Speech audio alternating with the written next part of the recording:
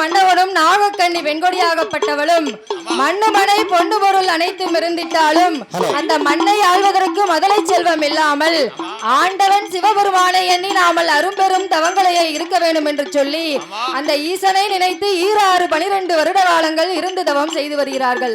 அப்படி தவம் இருந்து வாரபோது அந்த நாகராஜ மன்னனுடைய தவத்தாலும் நாகக்கண்ணி பெண்ணாளின் தவத்தாலும் ஆடாத கைலாசம் ஆடி மெல்ல அசைகிறது.